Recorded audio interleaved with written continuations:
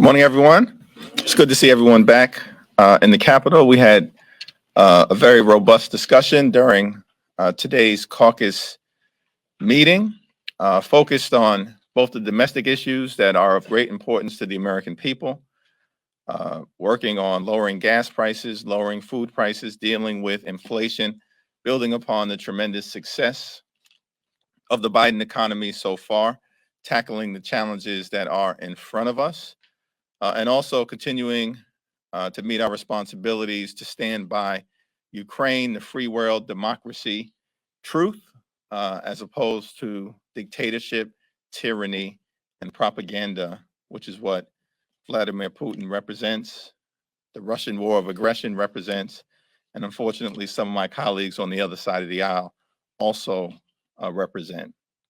There'll be more than a dozen bills on the floor today, bipartisan bills to deal with continuing support to the people of Ukraine. We will stand by them until victory has been won.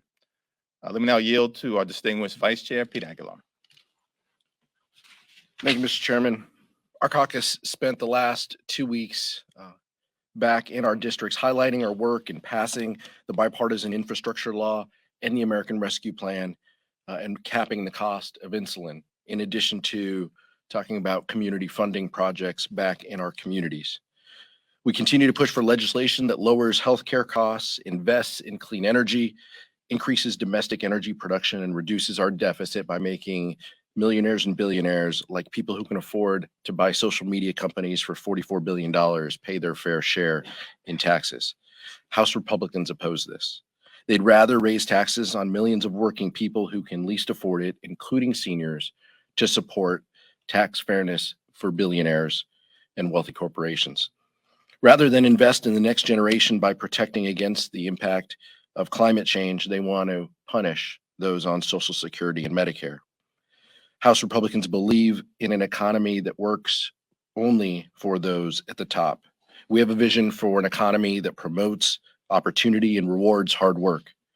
When we're able to enact this vision into law, it's going to raise the quality of life for working people all across this country. That's what the chairman and the leadership of the House Democratic Caucus continue to focus on during this legislative period. Thanks so much, Mr. Chairman. Thank you, Pete. Questions? Forecasts for a recession are really escalating every week. Is there any new, maybe emergency legislation you're looking at to either fight inflation or protect Americans from a major economic slowdown? Well, we're continuing to build upon the progress that has been made by President Biden over his first 15 months in office. I think it's important to take note of the fact that the economy was on the brink of collapse when President Biden was inaugurated. The American Rescue Plan was enacted. Not a single Republican voted for it. And we've had a tremendous economic turnaround ever since. 8 million good-paying jobs created during President Biden's first 15 months in office. That is a record in American history for a similar period of time. Fastest rate of economic growth in 40 years. Unemployment at 3.6%. Wages have increased. All of that has been accomplished, and the deficit was reduced in President Biden's first year by $350 billion.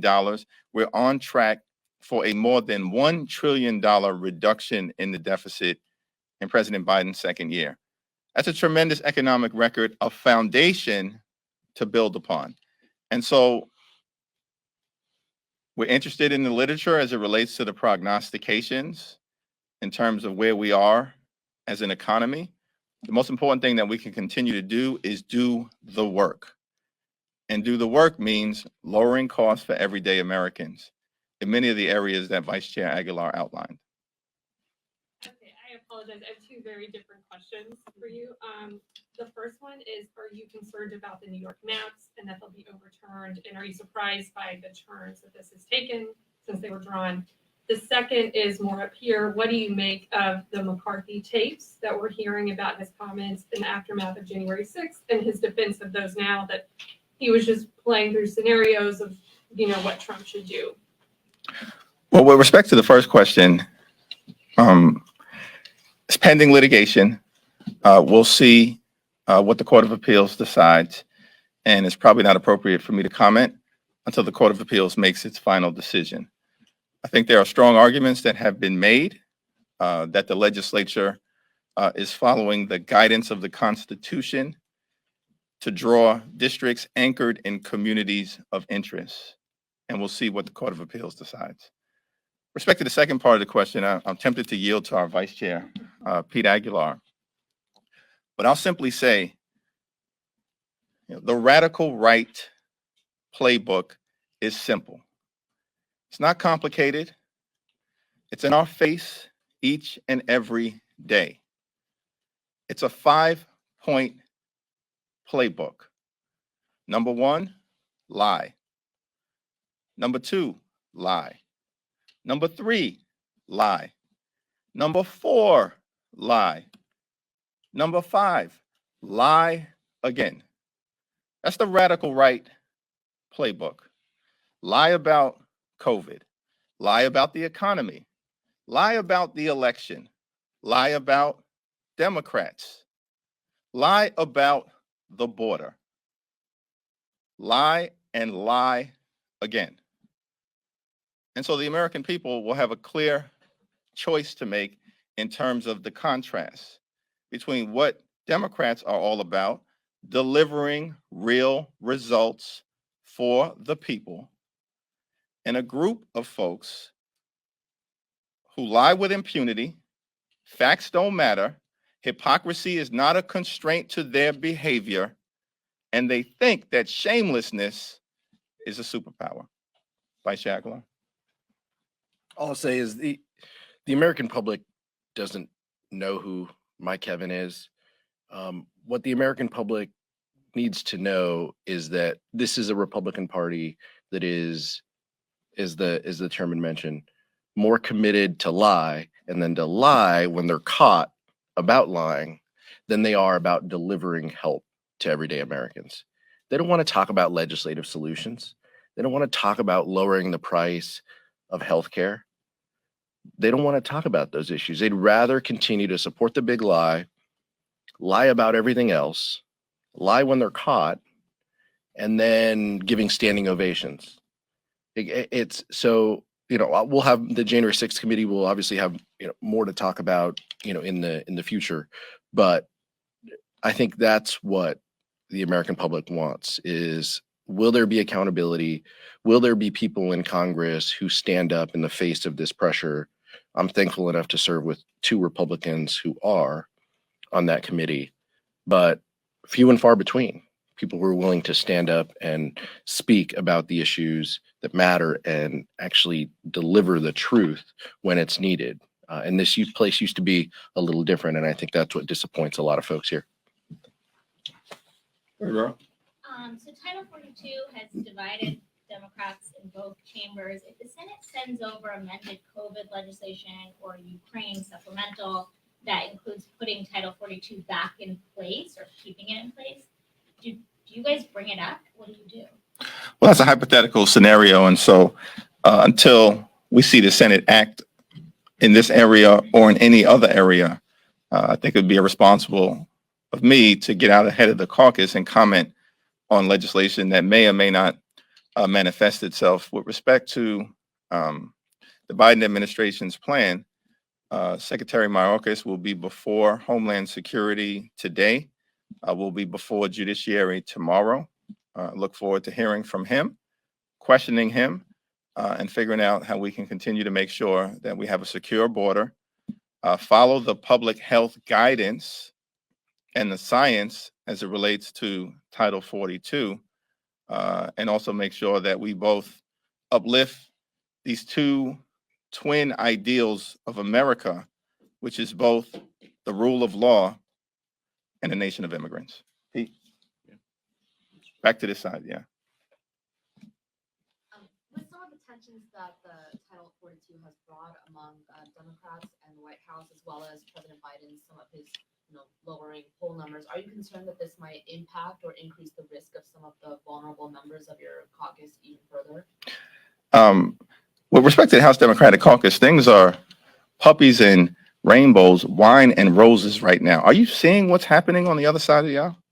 Like, We're actually focused on dealing with issues, solving problems on behalf of the American people. The chaos that exists, the dissension that exists, the tension that exists, the infighting that exists, the bickering that exists, the shots fired that exist in this Capitol are happening within the House Republican Conference, not us. We're continuing to do the business of the American people. On a federal gas tax holiday, is that something that you and leadership would support? It's part of the discussion, and the discussion is ongoing. We are definitely going to act to try to address the geopolitical issues that relate to gas prices being where they are, act in terms of some of the supply chain challenges. It would be a useful thing if the oil companies made a decision to actually lean in on the permits that they currently have to do something about the supply and demand challenges instead of being more concerned with rewarding their shareholders, lining their pockets to the detriment of everyday Americans and the American consumer. But we're going to act. I don't think a decision has been made in terms of which of the many different legislative proposals is the right way to go. But this is an issue that was featured prominently in our leadership meeting yesterday and featured prominently in our discussion before the caucus earlier today. Before recess, Speaker Pelosi said she had concerns with it. It depletes the infrastructure fund. Oil companies could benefit and not pass those savings on to consumers. She seemed very cool to the idea. Is the mood shifting, or do you continue to have concerns about it? I think it's fair to say that with respect to the effort to lower gas prices, nothing has been ruled in and nothing has been ruled out.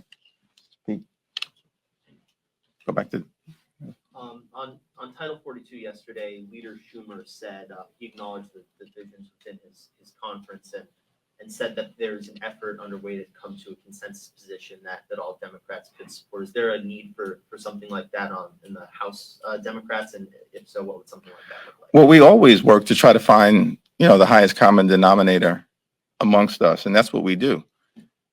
We're not a cult, we're a coalition. If you're a cult, it's very easy. You just take orders from the cult leader. Doesn't matter how reckless, how irresponsible, how dangerous, how untethered from reality.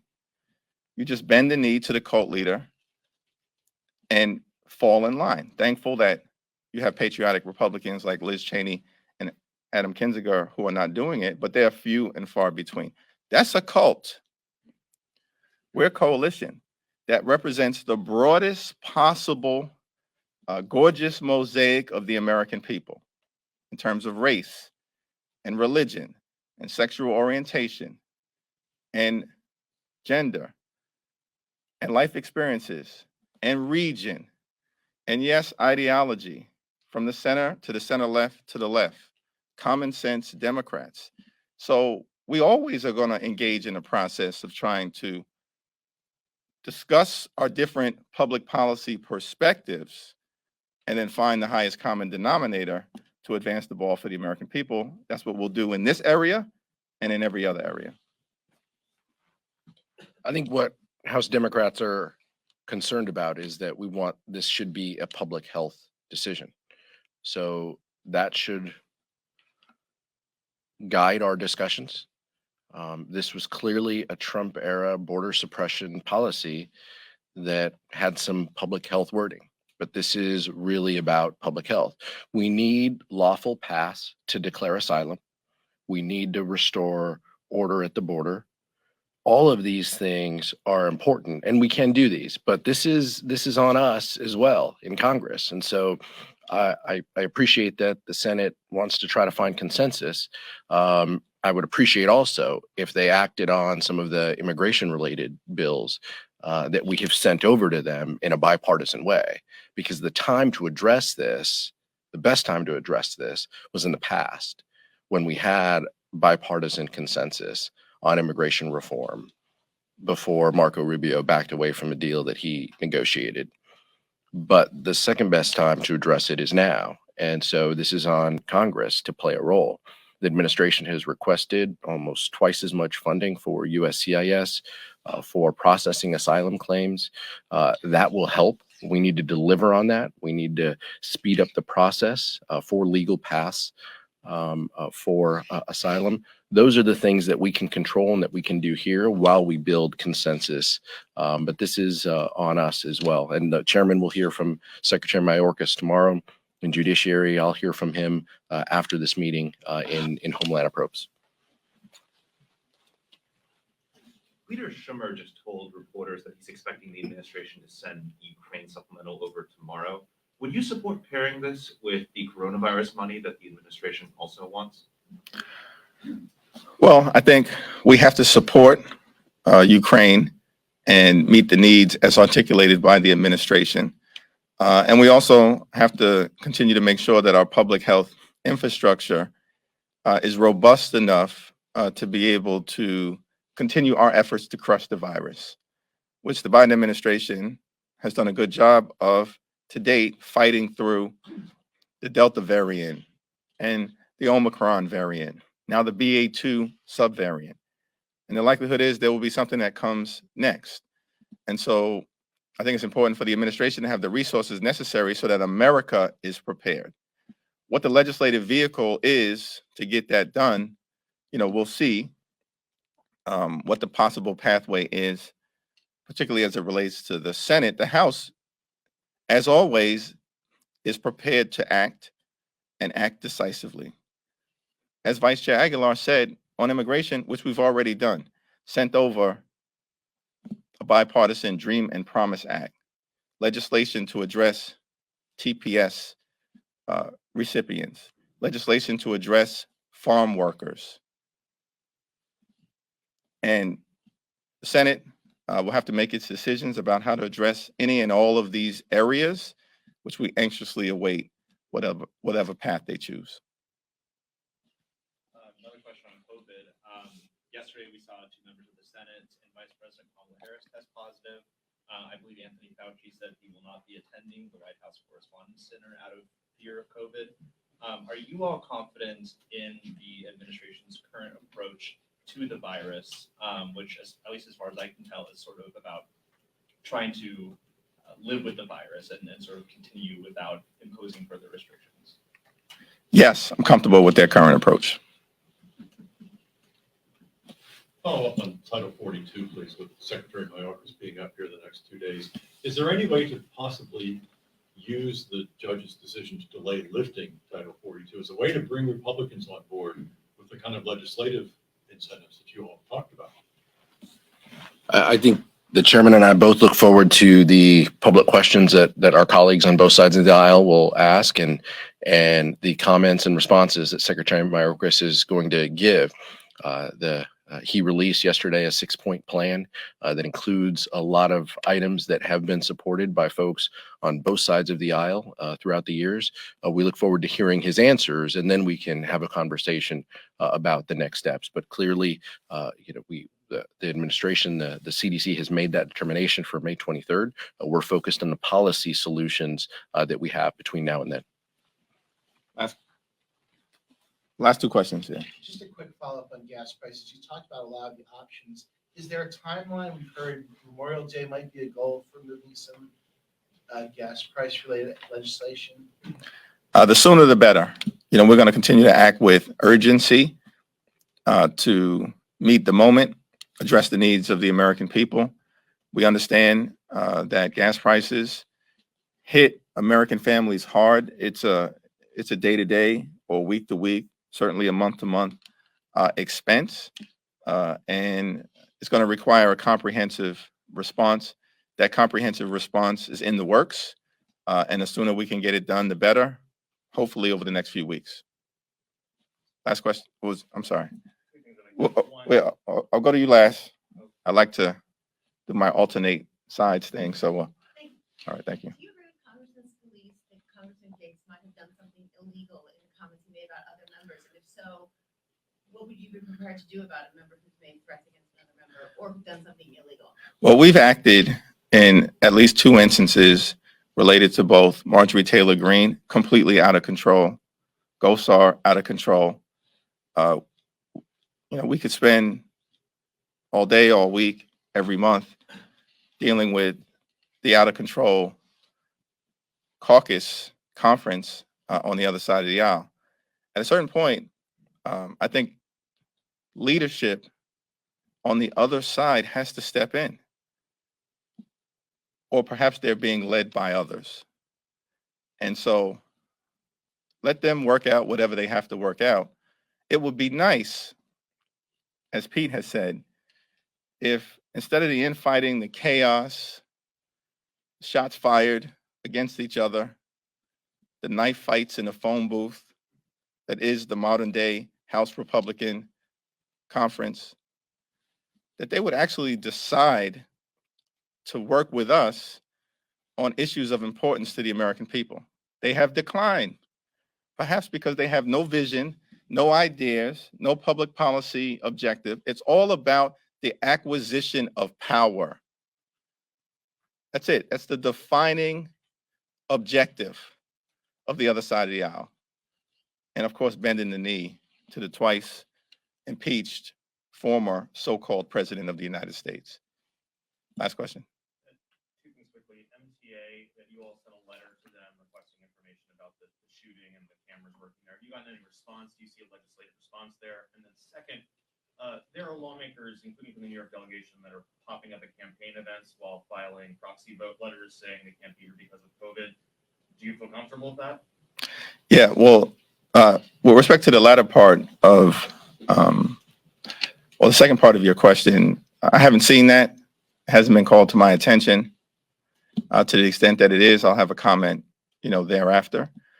With respect to the letter that was sent, led by Congressman Torres, as well as Congresswoman Yvette Clarke, in response to the tragic subway shooting that took place in Sunset Park, where there were MTA cameras that weren't functioning. It's a miracle that no one died. And we're thankful for the leadership of the NYPD, the fire department, the first responders, our healthcare heroes.